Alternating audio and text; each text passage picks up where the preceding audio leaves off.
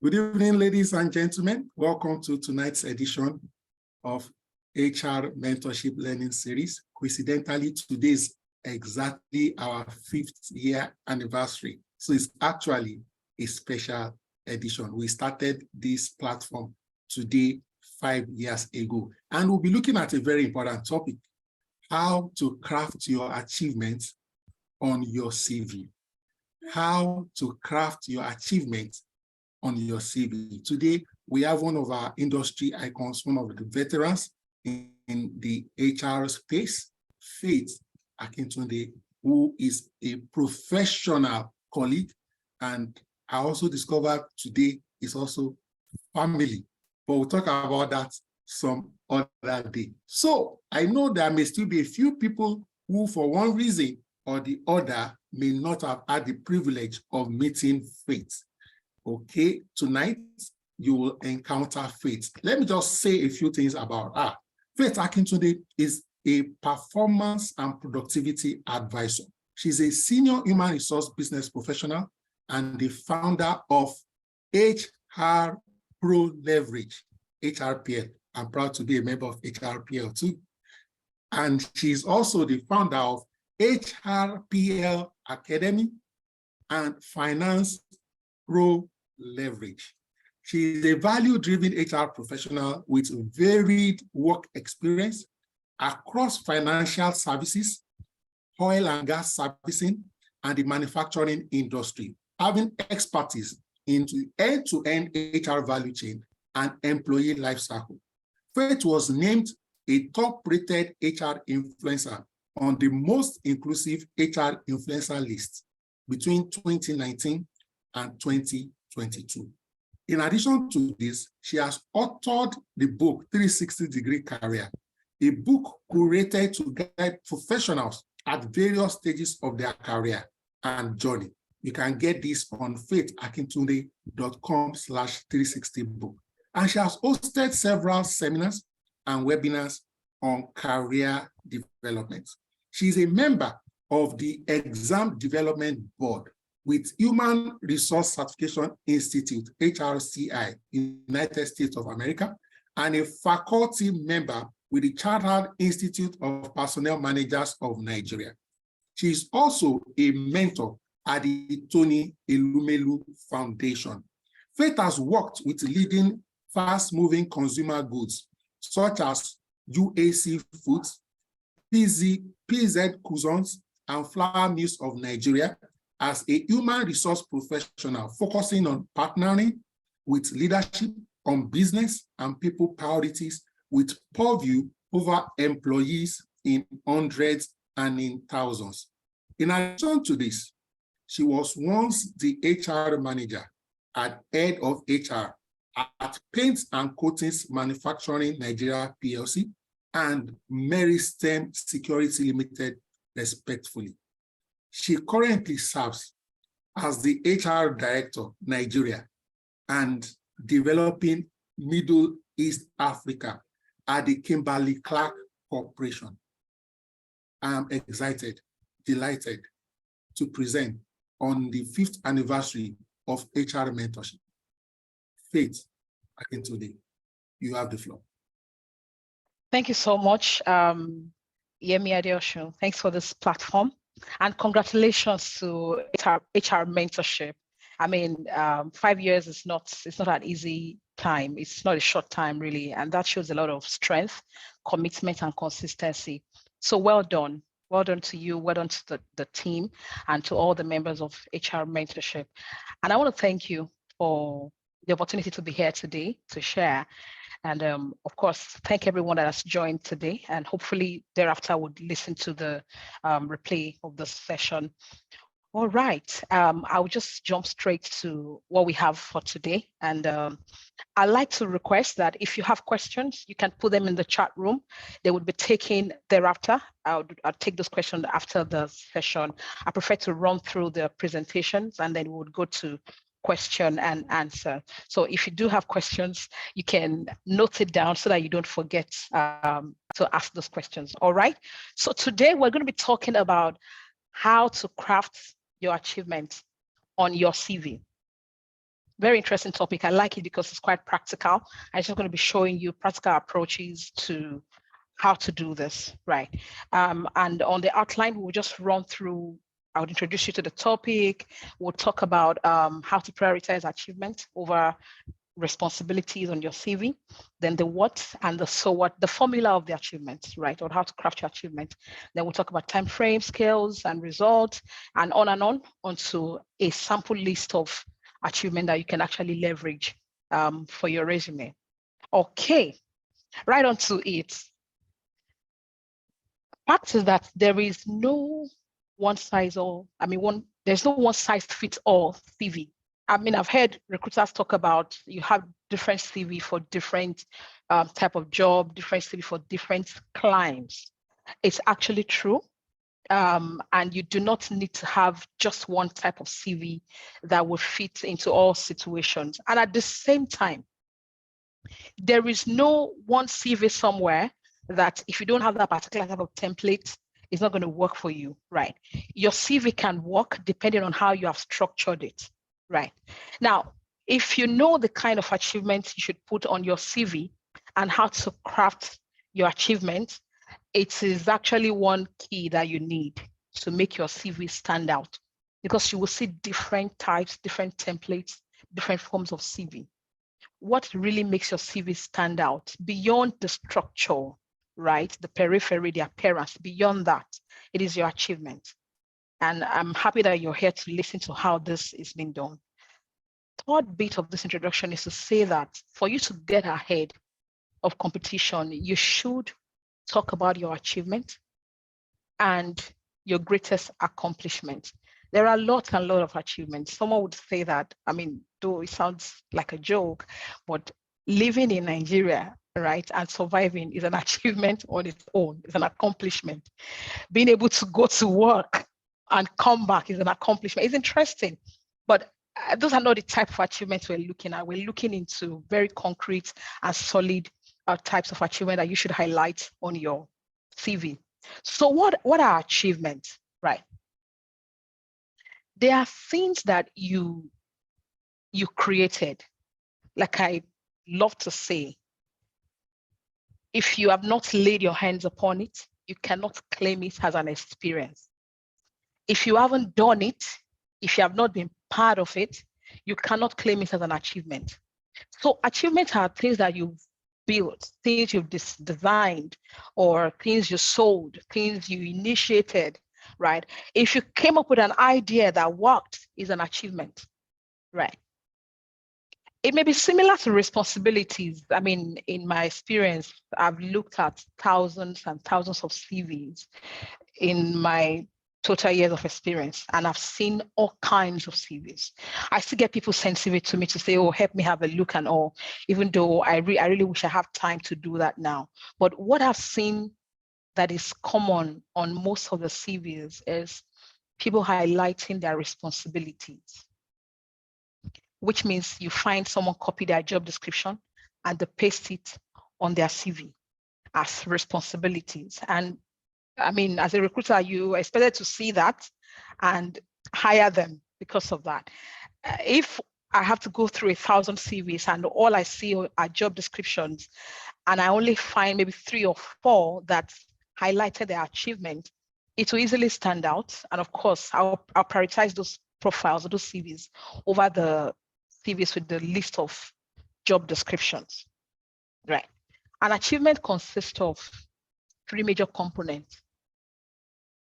The use of a particular kind of skill, so your demonstration of a skill, and then the activity you carried out, and the measurable outcome. What is the result of the activity you carried out using this particular type of skill, right? So if you're able to combine these 3 components in a fine manner, right, you would say that you're able to highlight your achievement on your CV. Now, we're getting into the details, and I'd like to encourage you, if you have your notepad, a pen, and all of that, it's important that you can actually write down and probably try and highlight some of the skills that you demonstrated with series of activities that you've done in the past and the results. As we get into the practical side of things, I hope we'd have the time. I would ask you to do one or two of those kind of activities, and it does require thinking.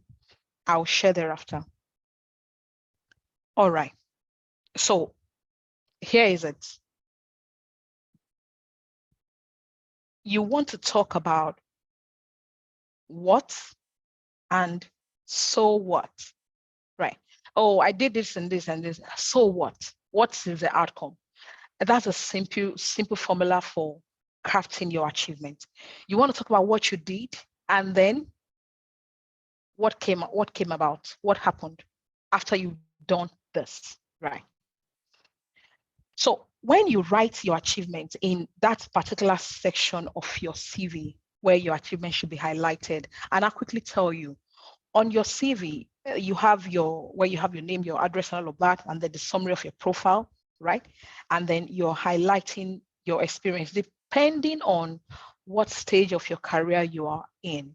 I mean, today is not a session for that, but I could just quickly pinpoint that if you are an early starter in your career, I mean, in your early days, most likely if you do not have experiences, and I mean, if you watch some of my videos, I will share with you how I've shared how you can start out without experience. Some of the experience you can highlight based on maybe different things you put your hands upon, even if they're not formalized experiences. But back to it, if you're an early starter and you do not have any experience, right? You are going to be talking about the achievements you've had in maybe in your informal setting where it could have been something you volunteered for. It doesn't have to be a paid job, and nobody's going to be asking you if you were paid for it or not. So you're looking at the first part after you've done your profile, right? Because the recruiter would make a decision quickly if they will shortlist your profile or not. So you want to be ensure you want to ensure that you are shooting your shot quickly. So it should be at the first page. It starts from your first page, beyond the first segment where you have your name and your profile, summary and all. You're picking the highlight of what you did. I mean, the job title, if there was a job you volunteered for, and then what are the things you achieved there. When you are doing this, you're going to be saying something like, I implemented a new client service program, for instance, right? Which helped you to do what, right? So what? What's resulted? You find that some of us on our CV, all you have on your CV is, oh, I implemented a new client service program, and that's it.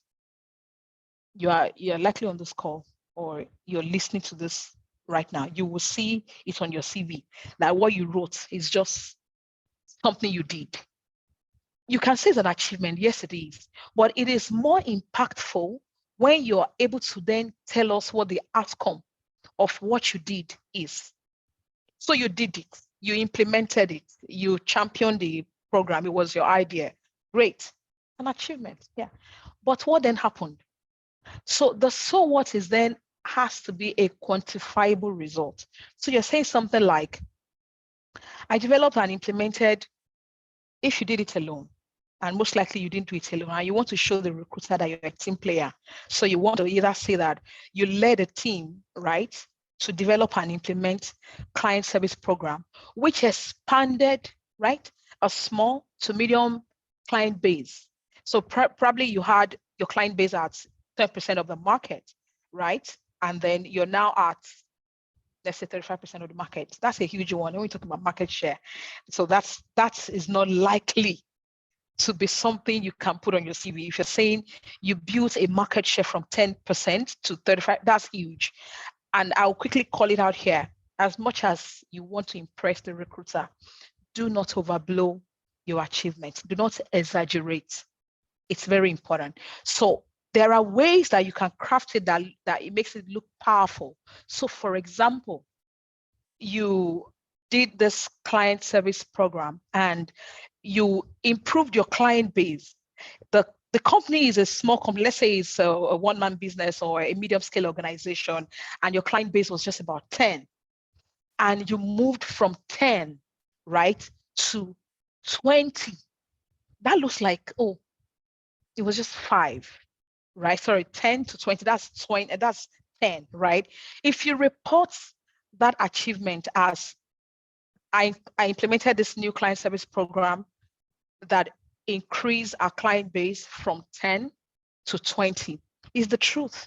And it's great, right? But it is more impactful when you say that I implemented this new client service program that increased our client base, right?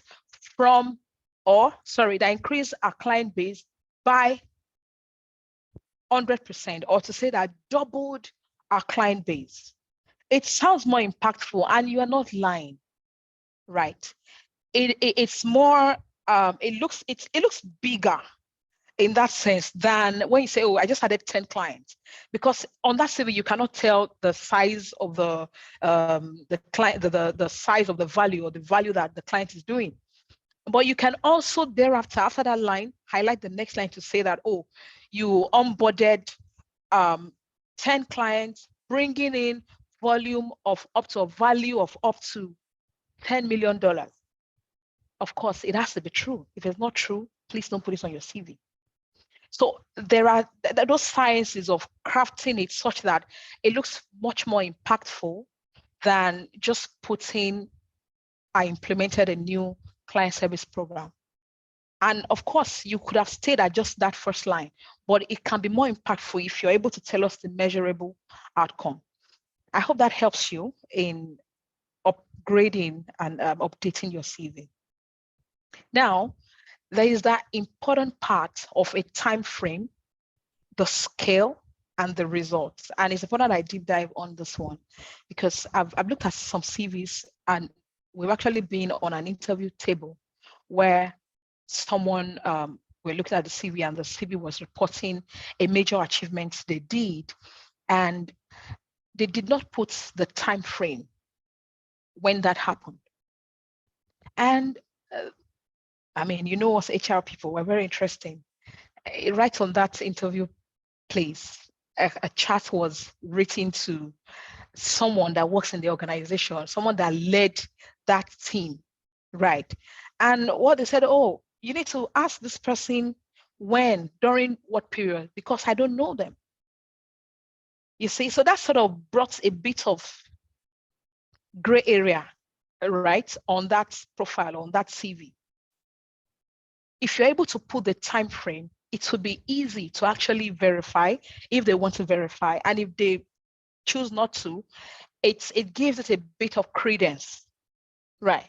So you did this between when and when. You initiated this program between when, and it resulted to what? Time frame are very important. Not just don't just assume that, oh, the recruiter should know, oh, on my CV I wrote that I worked in SQL so XYZ Unlimited, and I worked between 2001 and 2007. So they should know that the achievements I highlighted was between 2001 and 2007. No, I mean, that's a lot of time. That's a lot, so many years, right? You want to highlight exactly when this happened. And that is why it is important that as a professional, even at this level, we do it. I sit down and I think about the past 6 months. What did we achieve? What did I achieve in this role? What did we achieve as a team? And I document it and I update my CV. I'm not looking for a job right now, but I would update my CV each time I record a milestone where I work. And you can adopt that, because the day someone is requesting for your CV and that CV is not ready and you're really pressed, you might do a shoddy job.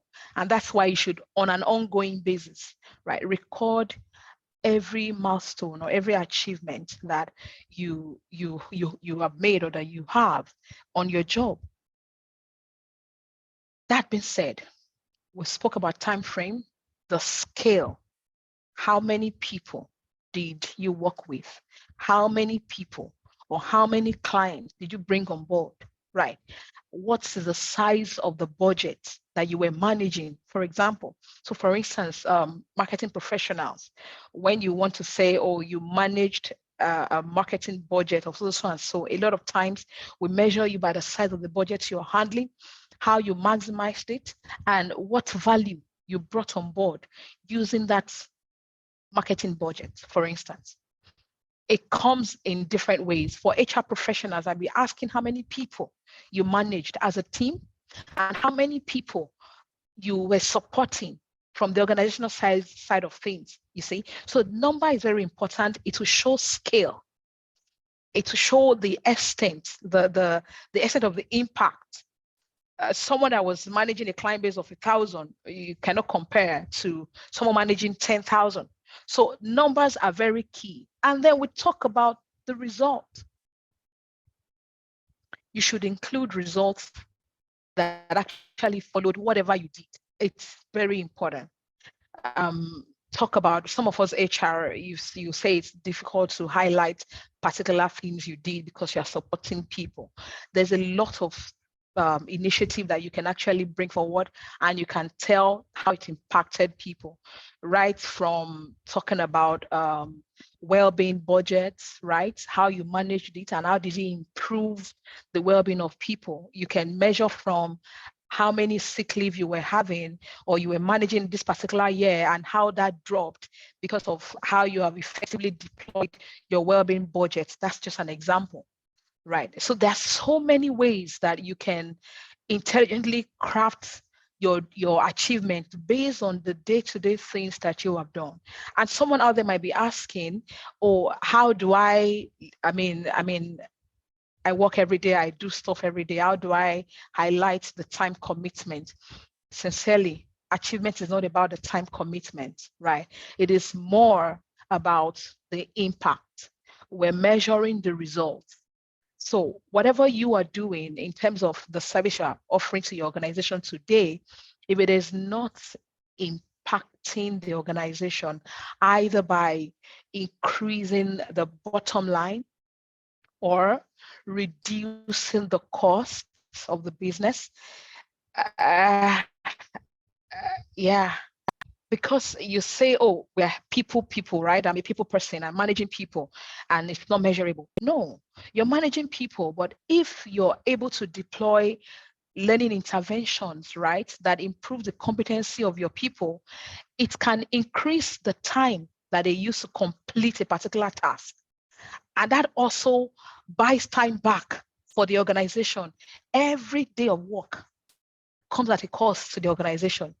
So the more we're able to train and equip people to complete tasks faster, the better we're improving the bottom line of the organization, because we're reducing cost of doing business for the organization. You see that? So there's some level of thinking, you're right, that has to come into this before you're able to craft some of the value add that you bring to the table, basically because of the type of work that you do, right? Achievements are most powerful when they are quantifiable. So it is important that we put in numbers wherever possible. Okay. So where do you list achievements on your CV? You can put it under your work experience.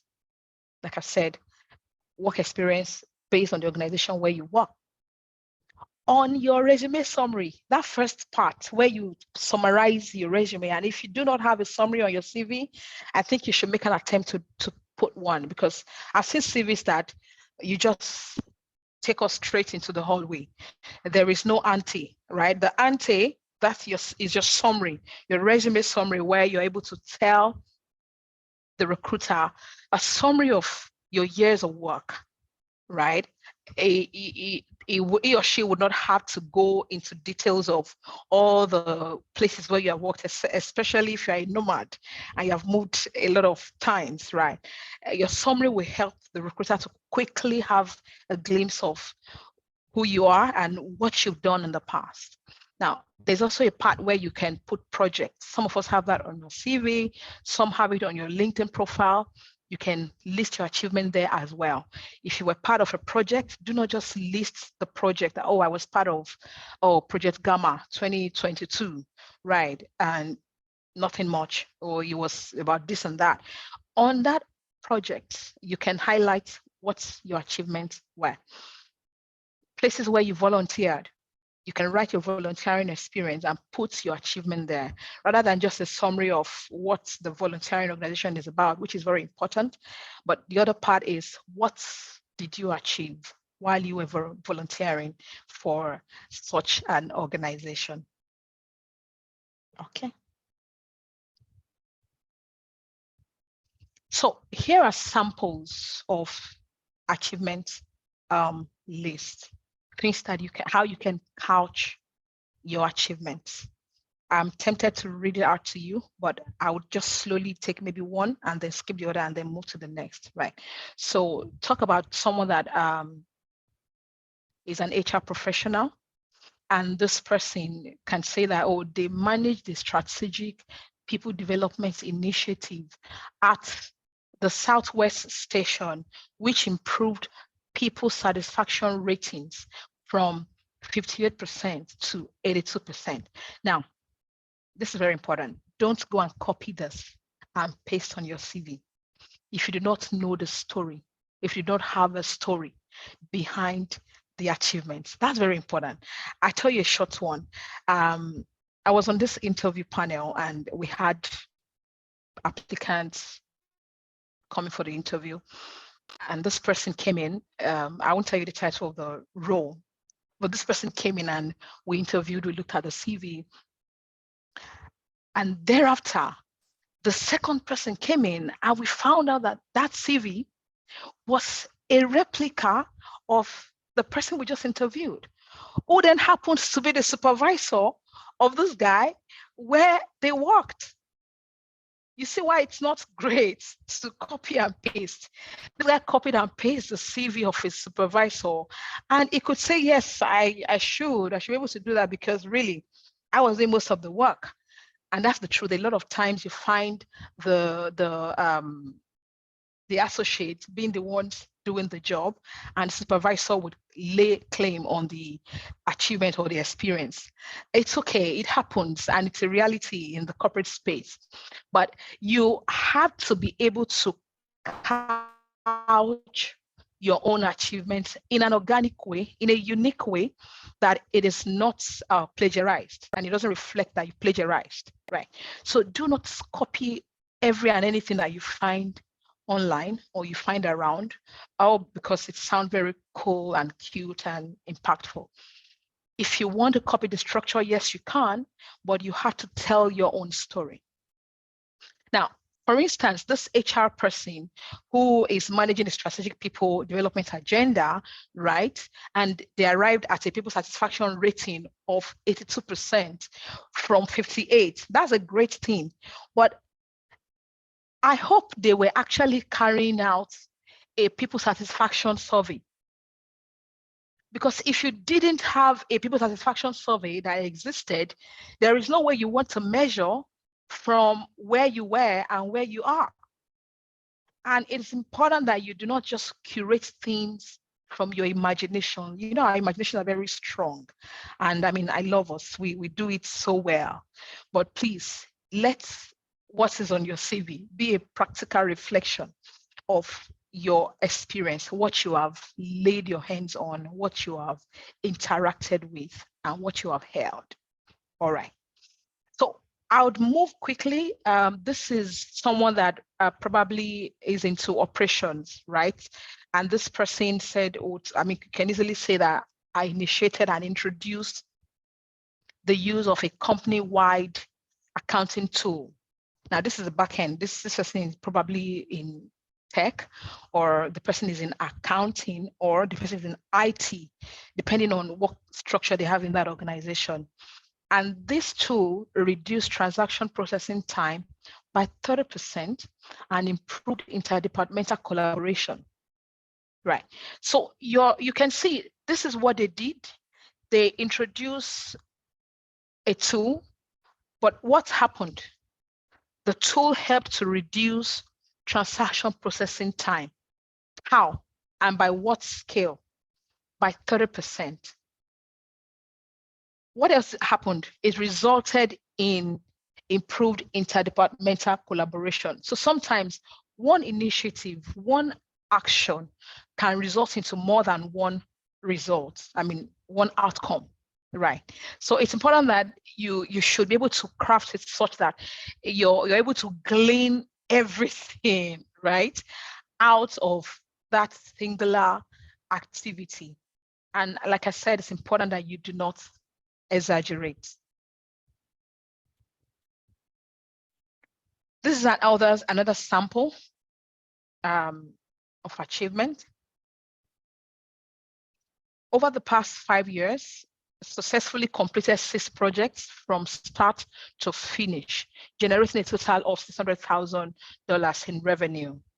Now, I appreciate what country you operate, what part of the world you are, but I mean, people that work in global organizations, and if you're looking for international opportunities, it is important that you highlight some of your financial impact in dollar form.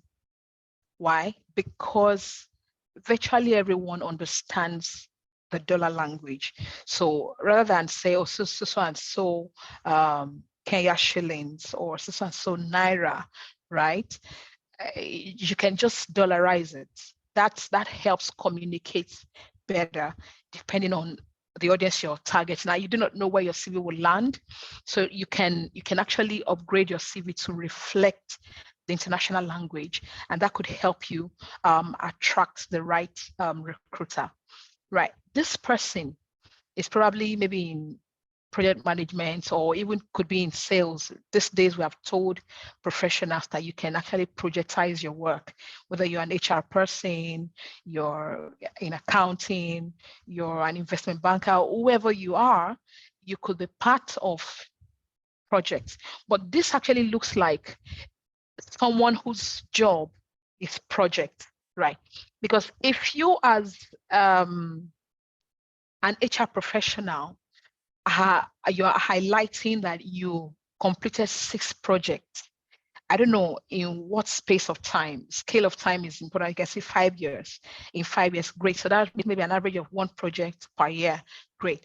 But if you're saying maybe 12 projects, right, which means that 2 major projects per annum, and you can tell the size of the project because of the size of the revenue that is generated. It can also give a kind of impression that maybe you don't really focus on your core work. Now, this is a great thing to report depending on the kind of profession you're in, and you've got to couch it in a way that it doesn't reflect negatively on your commitment to your core work. Now, when you've highlighted this kind of a thing, you can speak a bit or in another sentence, right? Highlight 1 or 2 of those projects, what they were about. If they were HR projects, fantastic. If they were, sorry, I'm saying HR because I'm an HR professional, but if there are projects in your core area, in your functional area, fantastic. But if there are also projects in different areas, and depending on the level you are, if you're a senior professional, you can be highlighting the role you played, or you sponsored this project. If you're the sponsor, the time commitment might not be that much, you see. So it's important that you're able to couch your achievement in ways that reflect your professionalism, the kind of skills that you want to sell to your recruiter in a brighter light, in an exciting light. All right. Yeah, so this is just rounding off. I'll just take 2 more and then I'll take a final note and then we'll go into questions. All right. So talk about converting data into actionable insights by predicting and modeling future outcomes that increase revenue by 10% last year. Now, last year, it's important that maybe you're putting the particular period, a particular time, because over time, your CV ages. as you're, taking on every new day, your CV would age. So it's important that you do not put something like last year, because we don't know when you wrote the CV. And it's important that with the timing on your CV, the timing structure, how you couch the timing structure is, it doesn't age, right? This one would age. So you could say that increased revenue by 10% within 1 year. You see, within 1 year. And you can also say when it happened, right? This kind of achievements sort of reflect on maybe people that are into data analytics. And I can imagine someone asking, oh, as a data analyst, what achievement can I record? Since I'm just interacting with numbers and all of that, there is an impact that your analytics would have on the organization. There's a reason for your job. If your job is not adding any value to the business, most likely that role would have been made redundant. So because that job still exists, and at least for the time, even if it eventually was made redundant, right? For the time where you did that job had value that it would be adding to the organization. And it is left for you to be able to think through and highlight what value your job is adding to your organization. Last and not the least, think about this one where someone said the source qualified candidates utilizing various web technologies, social media, resume databases, and referrals from networking events while reducing the hiring costs by 35%. This is most likely a recruiter, right? And you can see the value they are adding. And it's not just about the number of people that they were able to hire, or the number of positions they were able to fill. That's an achievement. It is great. But if you're, for instance, and this is veering away from this particular highlights, because I want to emphasize something. As a recruiter, for example, if you want to say that you recruited 100 or you filled 100 vacant positions, it's great, right? But it is more impactful if you tell us the time frame that you filled these 100 vacant positions versus what the standard should be. So in most organizations, you can say 90 days SLA, service level agreement, 90 days. And then you filled 100 vacant positions within so and so period under 60 days SLA versus 90 days. You have told us you were able to do this very fast. That means you move very fast, you're smart.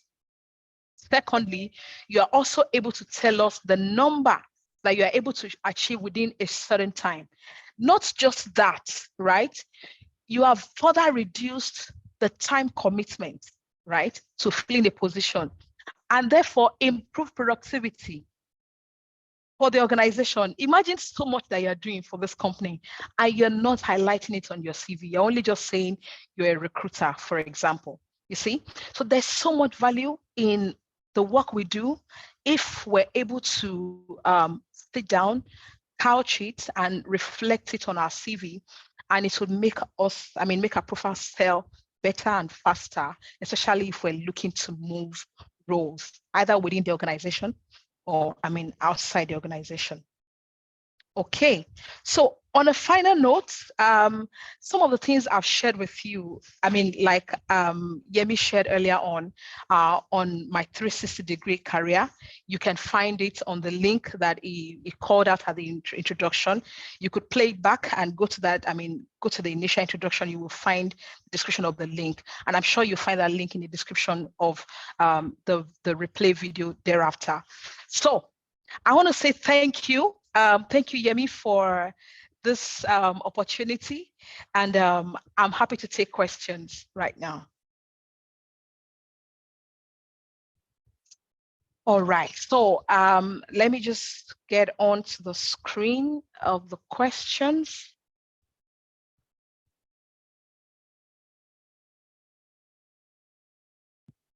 If you also like to mute to ask your questions, kindly raise your hands. We'll grant you permission to unmute. Great. All right. So this person says that at what stage do I know I'm exaggerating? At what stage? The moment you are not telling the truth, the moment you are blowing it out of proportion and it seems unbelievable, you are exaggerating. The first caveat is if it is not true, do not put it there. Like I cited the example of what you did and the number. If you put a percentage, you're not exaggerating. If the percentage reflects it from a bigger impact point of view, it makes it look bigger, right? You're not exaggerating, you're telling the truth. You're not lying. If you do the numbers, it will still reflect that. But if it is not true, if it is getting close to being too good to be true, if it is not verifiable, I think it is close to exaggeration or even beyond it, and that's lying. And I would not encourage that. Okay. I hope I'm scrolling right. And Yemi, you can help me if, okay, so right here. Okay.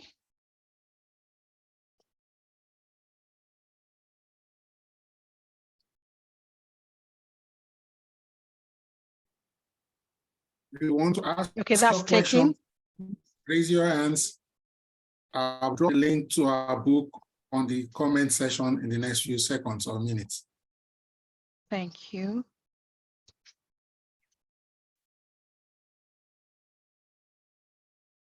All right.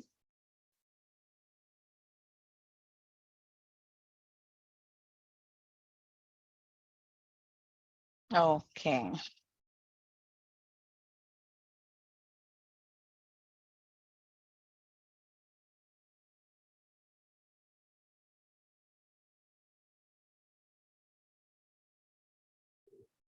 I've also Okay, dropped so the this person link. says, thank you for emphasizing the need for reflectful thoughts on one's activities. Awesome. That's great. Thank you. Okay. Thank you.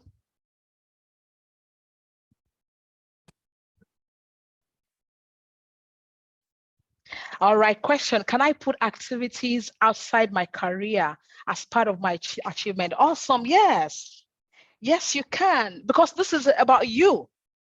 Yes, you have other, I mean, we spoke about projects you can be on, and such projects doesn't have to be only within your current workspace, right? It could be outside of your workspace. It could even be outside of your profession, right?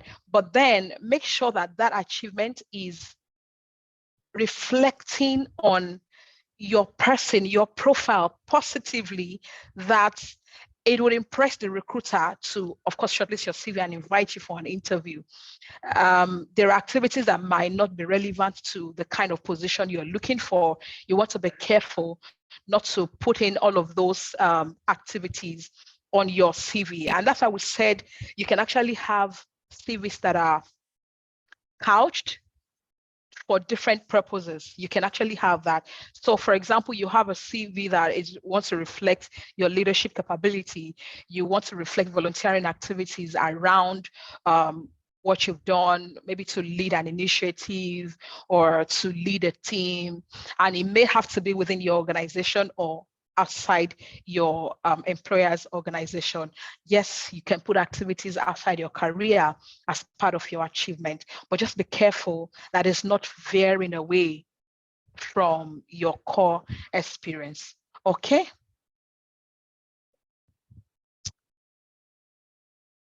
Thank you. Kunle Fatai, you can unmute and ask your question, please. Hello, Kunle Fatai. All right, thank you very much, Yemi, and fantastic presentation. I must say, Faith, I think you have presented today, especially on this 5th anniversary. It's a big one, and I really appreciate it. I'm taking notes, as you have said. I had my pen, and I've actually taken some notes as we were going along in the presentation. I wanted to ask, the way you detailed or described the CV that you have your name and then other description about you. Then you move to the achievements.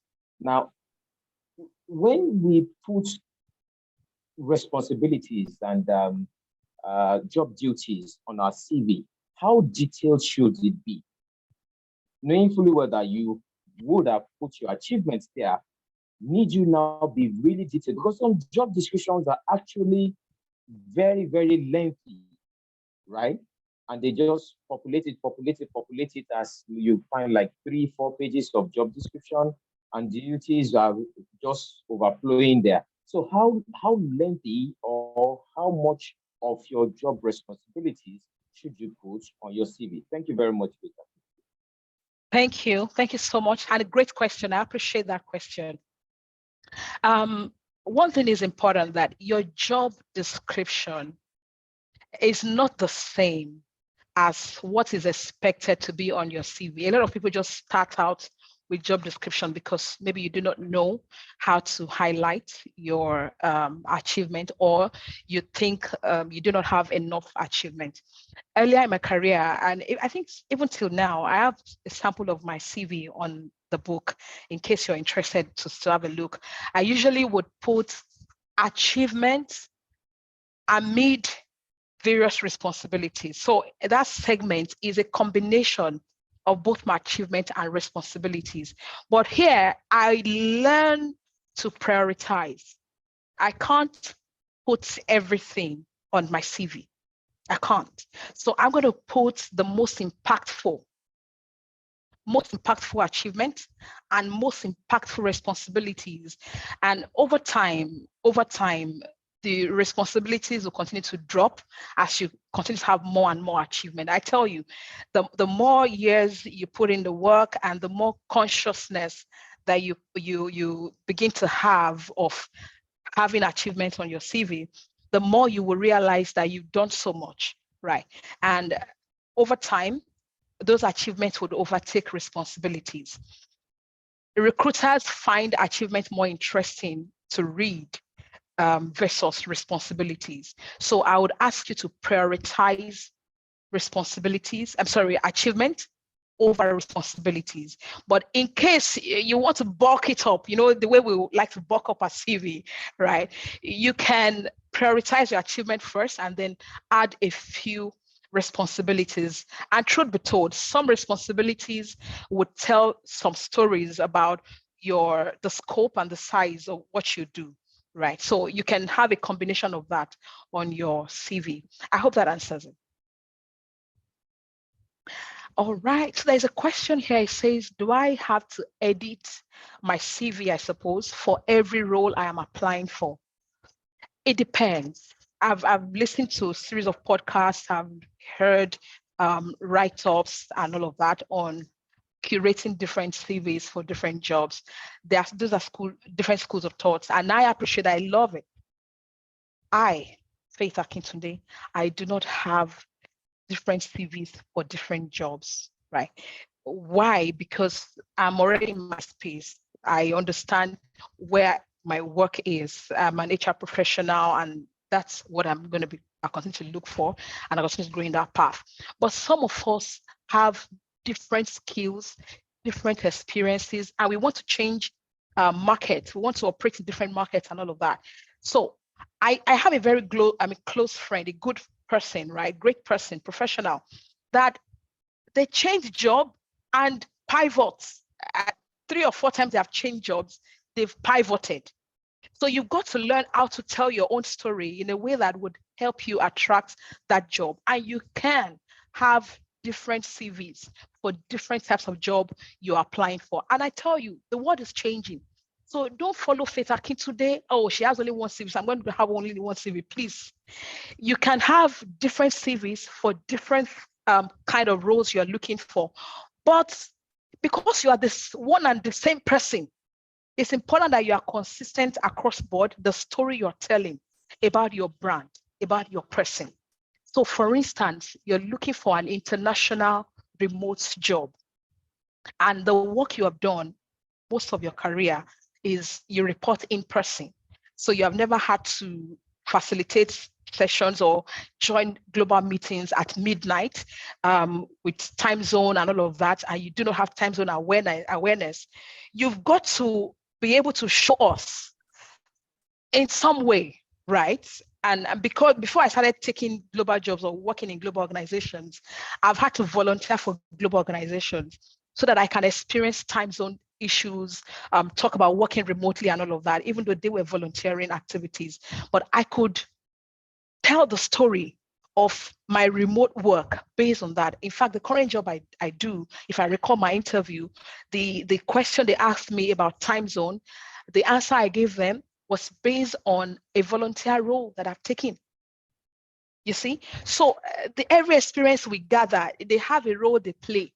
And back to that story, you can have a different CV that reflects everything you've done and on an international, in the international space, so that you can get that international job that you're looking for. So it's important that you don't do a shoddy job because you're trying to chase different roles here and there. Make sure that as you are curating your CV and fitting it into this role, it is telling a consistent story about your brand, about your person. Don't forget, many recruiters these days, they would go and check you out online. So they know you, right? They see your CV. So like I said, there has to be a correlation between the story you're telling on this particular CV and your person that is known out there. And I hope that helped.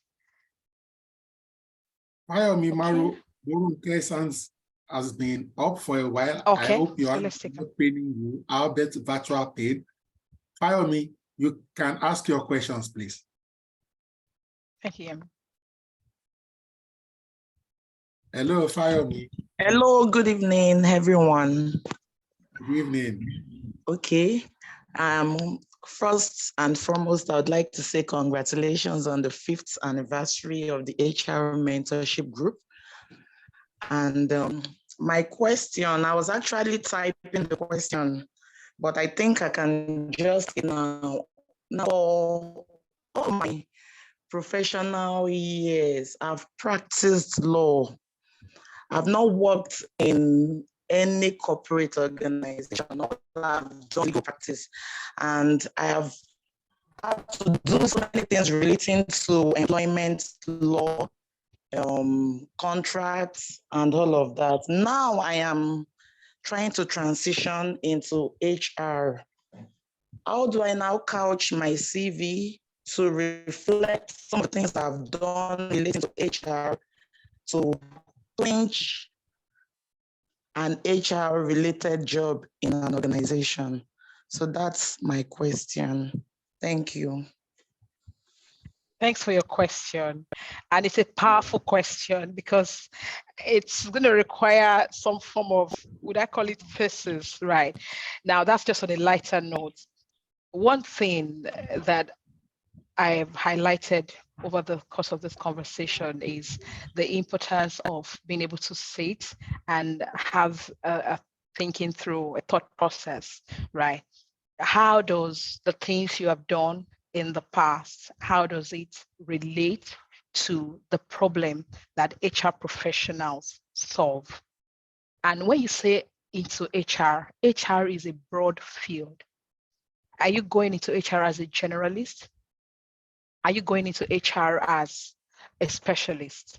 If you're going as a specialist, what kind of expertise or what kind of area, what area are you looking at? Are you going to be a talent manager, a talent acquisition specialist? Are you going to be a comp and bend person, a rewards person and all? But from what I've heard you say, it looks like you've done something that's got to do with engaging people for certain projects and onboarding people and all of that. So you might really just want to study the HR value chain, the things that HR people do, and then look at what resonates with you along that line, and then look, there's a lot that you would have to do. I can't hide that from you. You would have to then sit down and study job descriptions of this kind of roles and then think of how the things you've done in the past connect with these, either the skills they are looking for or the kind of responsibilities that they've highlighted on the job adverts. When I was starting my career, I actually moved from investment banking into HR. I started as an investment banker. And I remember some of the attempts I made at getting an HR job when I just started out in HR, just about 6 months experience. I found myself reading job adverts a lot, just reading it. Just read the adverts, look at the qualifications they're asking for, the years of experience, the kind of skills they are asking for. I love reading that person specification part where it tells the kind of person, the kind of skills, your personality, your communication skills, all those things. They were I'll call them low-hanging fruits because they're not technical and you can easily learn those ones, right? So you start from there, and then in reading those job adverts, you will get a clue around what people or what recruiters are looking for in that space. And feel free to volunteer as well. You can volunteer. You can start out from even if it's not a structured HR organization. It could be a consulting firm. It could be a community of HR people where you are listening to conversations around HR, right? And I mean, you talk about HR mentorship. I hope you're on that group. If you are not, you are wrong. So it's important that you join the community of people so that you can learn, and then opportunities would start out from there. But on the bit of your CV, you really have to sit down and do some work. It might require maybe 2 or 3 weekends. And just to add this, I know people hire people to write CVs. I've written CVs for people before. I have mentees that write CVs for people, and I'm not about to spoil their market. But even when they write CVs for you, you have to take that CV and own it. You have to rewrite that CV in a way that you can tell the story behind whatever is on that CV.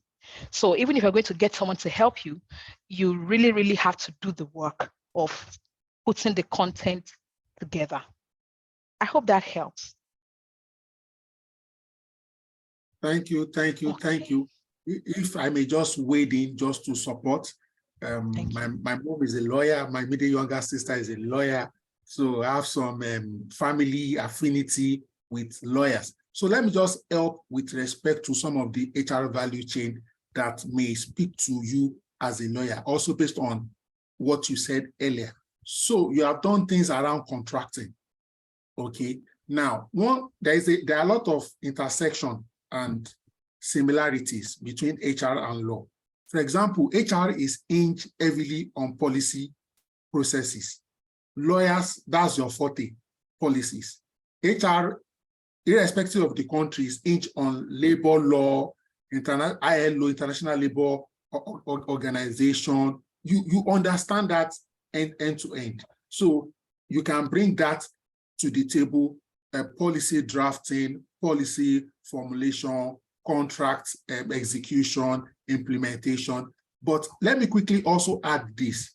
If you are really passionate about HR, there must be one HR certification that you should aspire to do quickly.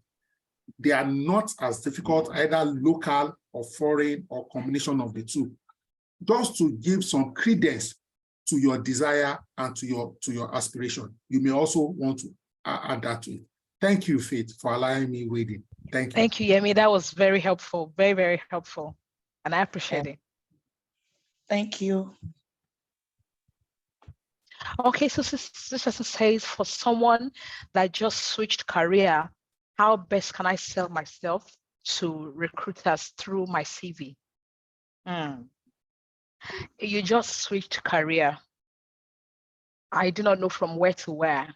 My first encouragement to you is to establish yourself first in that job.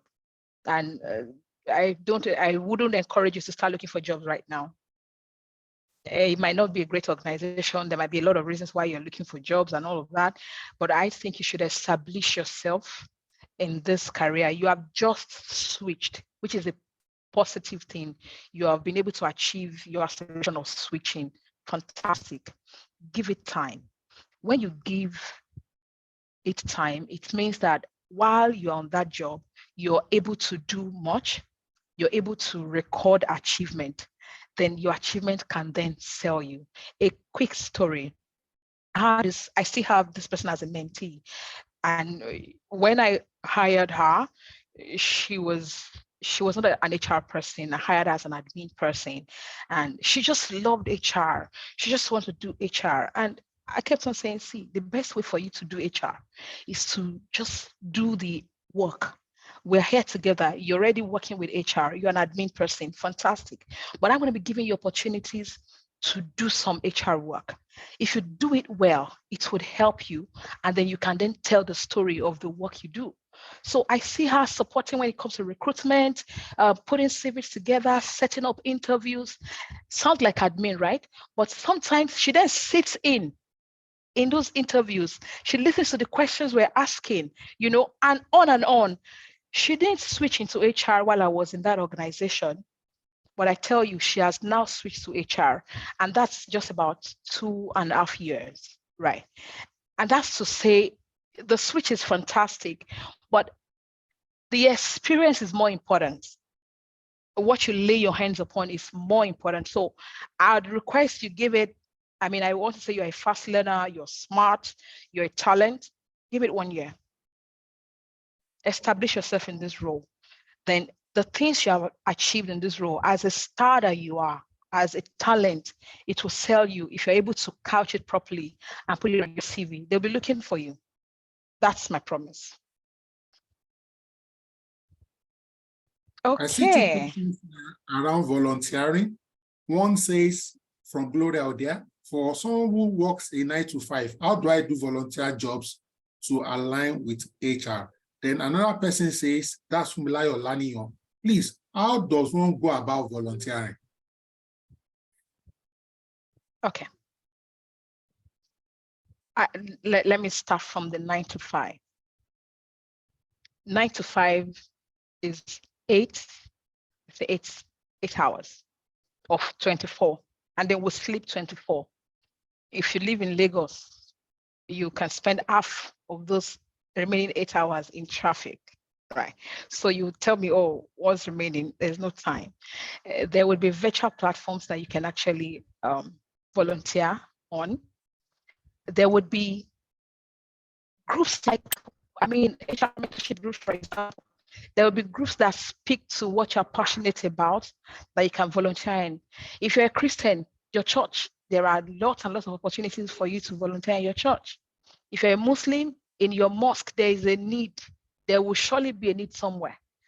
You can volunteer. You would surely see a problem to solve. You surely see a need. That's how the world is wired. So it's for you to look out for it. And then the extra mile is important. You got to be ready to go the extra mile outside of your 9 to 5. So instead you're going to be cutting back on sleep or finding ways to maximize your time, reduce the times that you watch TV or the time you binge on a movie. There will be 1 or 2 hours somewhere that you can save and then dedicate to volunteering. Now, I'll move quickly to answering the volunteering question, where and how. I've mentioned examples of places that you can volunteer to. I'll give you an example. So in one of my past lives, the work was really much. The culture was amazing in a kind of way, right? Quote and unquote. So I really didn't have much time. But I volunteered for an organization where, of course, in the US, the time zones are different. So the time I get to do the work I need to do for them, most times doesn't impact my work, but it impacts on either my sleep time or the time I would have to do other things, right? So you will be able to plan yourself and then identify some of these platforms. Now, there are some volunteering that you would do that is not really structured. It may not be a known name or a known organization, right? Like, for example, you did for your church. Your church might not be popular, but being able to highlight what problem you solved is very important. out there in the global space, people don't really understand, they might not understand the story or the brand. And the world has moved largely. It's not really about the brand you volunteered for. It's usually about the value you add. And the value you add, you are only able to tell that story if you tell it well. That's how they would understand it. You get me? I hope that answered it. If I've not touched, if there's any part I missed out, please hear me. You feel free to wade in, please. Thank you so much. You have done an excellent job. If I may attempt to recap, opportunities to volunteer are always near you. It could be something in your neighborhood where you live, neighborhood of your organization. And it could be helping a colleague at work. I like what Faith said, that it can be structured or unstructured. It can be a colleague who is overwhelmed or a colleague who is lazy. And there are instances where maybe it could also be a complaint that you will turn to a volunteer opportunity. So maybe last year, the end of year party, in your opinion, was not wow. You can say, I volunteered to join the team to brainstorm and implement. So each time you see a problem that you resonate with, you may be able to do something, do a proposal, reach out to somebody. So take advantage of what is in your vicinity and you will be able to add some value. Excellent solutions provided by our facilitator tonight. As always, we need to wrap up so that our facilitator can go volunteer for some other important things. But is there any compelling question that you must ask Mrs. Akintunde tonight? Let us see any compelling question. All right, I'll take that as a not now or a no. Thank you so much, Faith, for joining us tonight. You know, sometimes, if not all the time, Providence always have a way of stepping in to the affairs of men. Oh, I see Olamide as that. I just had a witness that there was one more question. So what we'll do, and this will be the final question. Olamide, better be the mother of all questions. Olamide, we are counting on you. Sorry, good evening, everyone. Mrs. Akintunde, thank you for this wonderful session. I really appreciate this session. I really appreciate your advice, everything you have said. So, Mrs. Akintunde, I work currently in my company as a relationship manager, but I found HR very interesting. Since when I was in school, I volunteer a lot. I'm class rep. I do so much volunteering job, and I find it very interesting to do. So I want to transit to HR, but currently I just moved to this relationship manager. I think that was February. But now I want to transit to HR, so I don't know how to tell my HR how to transit to this HR. So I don't know what to do. Should I volunteer? According to what you have said, should I volunteer to do some HR-related activities in the company? What do you think? Can you advise me? Thank you. You're welcome, and thank you for asking the question. So, the HR leader in me will tell you, if you just transition to this client relations you're in right now, it's important that you establish value, and not just yourself. It might just be a pathway right to where you're headed, but it's important that you show that you're actually clear what you're doing. So that's the HR leader in me. Now, Faith Akintunde is telling you that if you want to move into HR from where you are, right? It's your passion. That's where you see yourself. You find it interesting. You need to quickly check. I mean, Yemi has mentioned there's a video on how to transition into HR that you can watch as well. That would help you. And secondly, you need to check if indeed you're really, really interested in HR, and it's not the fineness, the appearance, and how the fine English shows up, because HR is deep. HR is a thankless job. HR is what is like you're moving things and nothing is moving. So you really have got to be ready to do some sacrificial work. such that nobody thanks you and you're happy doing it. Really check that interest and be sure that it's indeed a passion. And then you can talk to your HR about it. If indeed your HR is a coach, if your HR is interested in your interest, and I'm not just saying your development is one thing, but because right now where you are, you need to actually build yourself there, establish that you're valuable to the team and the organization, and that can actually help you to transition. That's one story you can tell, that you're a star, right? But outside that, you can talk to your HR and share your interest and what you want to do. Also depends on the organization. In my organization, there's something we call focus development plan that helps you to couch your plan for the next couple of years. So you might be looking to move into another space. And when you put it on that plan, you discuss with your line manager and you discuss with your HR, and they would help you to begin to then look for opportunities. There are things we call gigs, for example. They're example of volunteers, right? Things you volunteer for. So you can look out for opportunities within the team that, or just talk to the HR. If you have something you want me to do, I have an extra 1 hour, I can wait and work after hours if you have things to do, and I'm here, So that extra support, when they're doing things in HR, you can go, right? Just be part of them, make friends with them, right? And that would let you know when opportunities come up. Yeah, but the quickest way to go in there is to just show up for them, support them, show what you can do. And thereafter, I believe you become top of mind. And when opportunity opens, you would be considered. Yemi? Okay. Thank you very much. I really appreciate it. Thank you.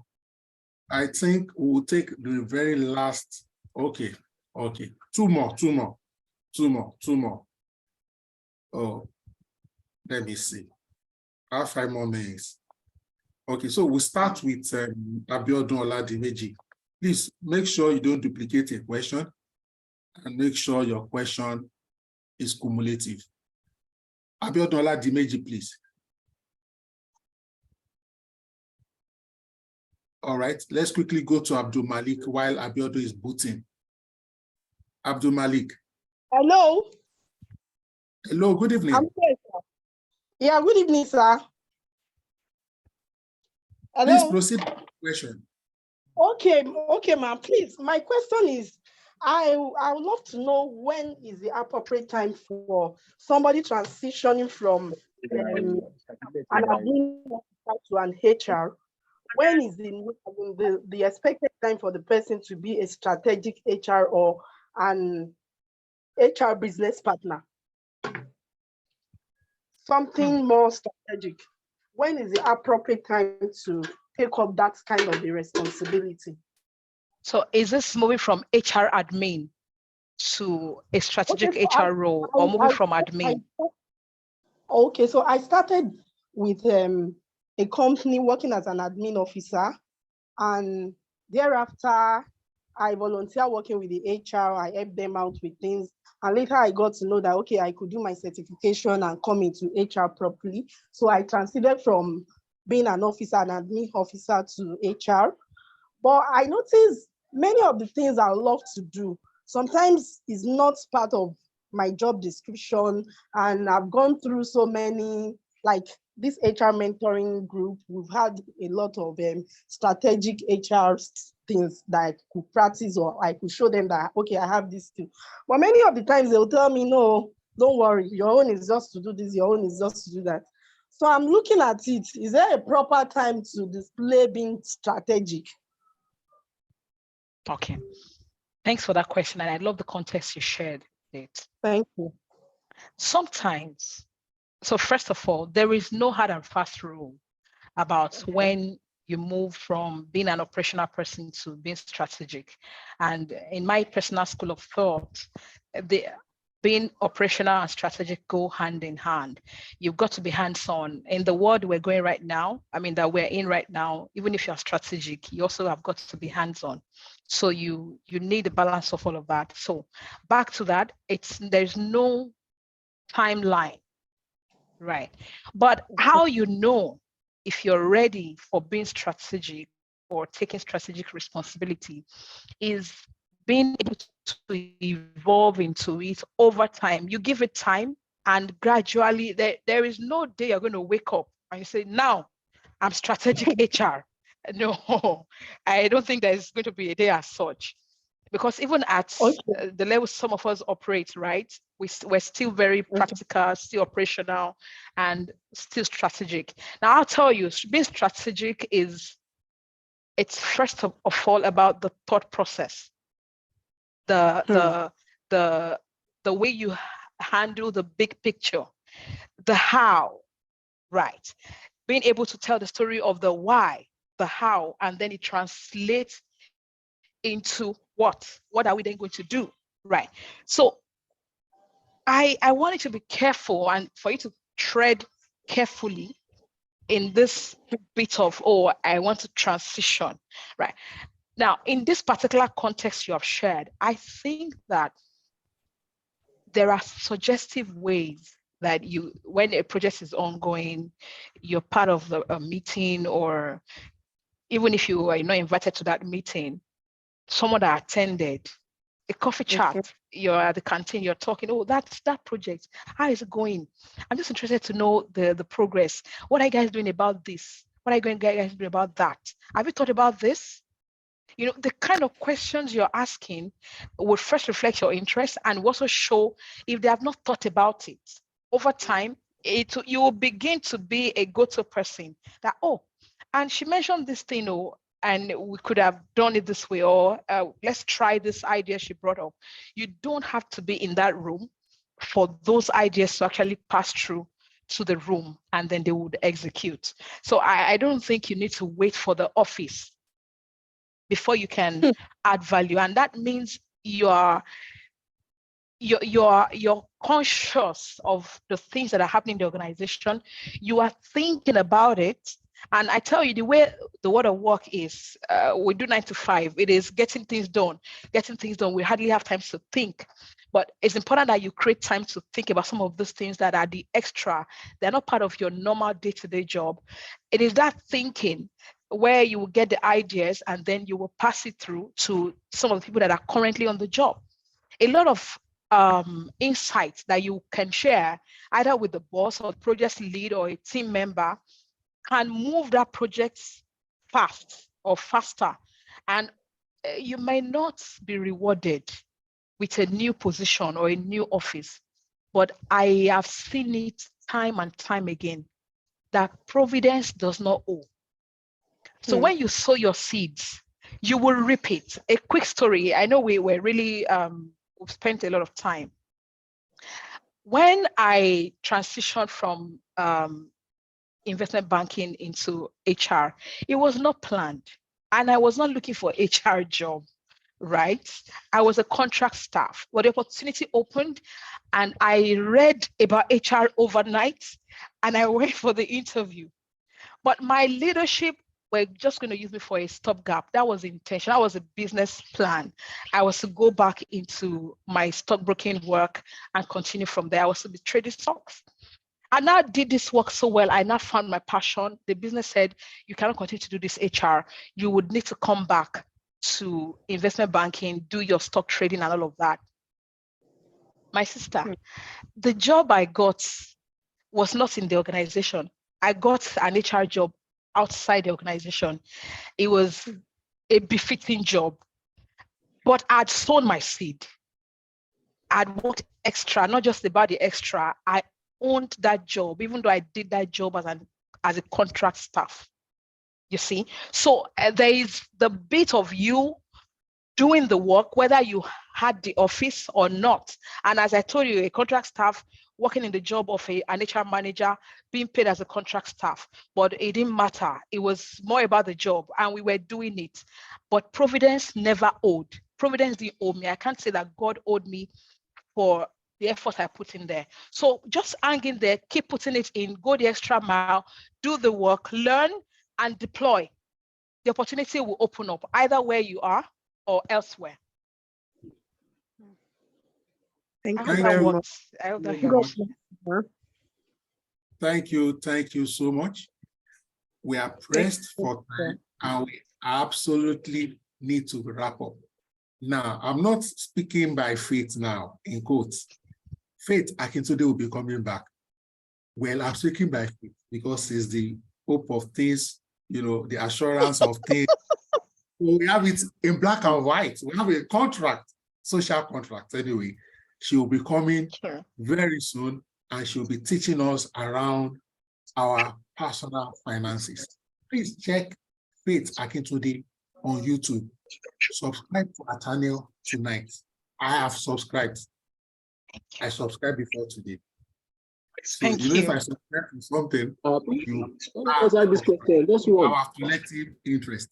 All right. Thank you so much, ladies and gentlemen. Thank you so much. Faith Akintunde, celebrate you. We do not take this for I want to ask this question. the rest of your night. Good night, everyone. Good night. Nice. Thank you.